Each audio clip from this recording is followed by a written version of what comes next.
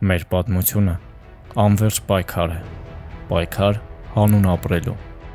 Դա տեղի է ունեցել մեր պետականությունից շատ տարիներ առաջ։ Հենց այդ ժամանակ դրվեց մեր ժողովրդի սկիզբը։ Նրա անունը Հայկ էր։ Նա վայելչակազմ էր, թիկնավետ, գեղագանգուր մազերով, վառվռուն աչքերով, հաստ բազոկներով։ Նա ռազմիկ էր եւ առաջնորդ։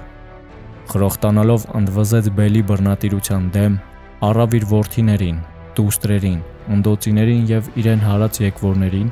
չվեց հյուսիս, Արարատի երկիր։ Դա դուր չեկավ հսկա բելին, եւ նա ցանկացավ վերադարձնել Հայկին ու նրա տոհմը։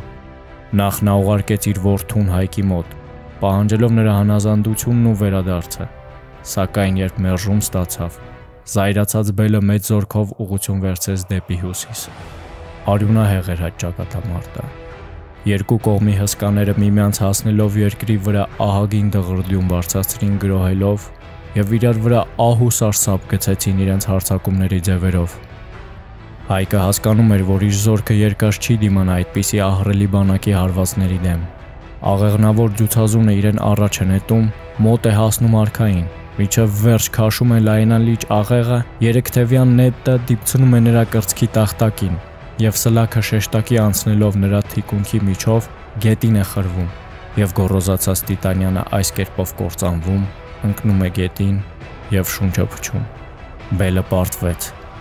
Ջուցազնը, որի միայն արտաքին տեսքը ահ ու սարսափ էր տարածում իր բանակում, ընկավ։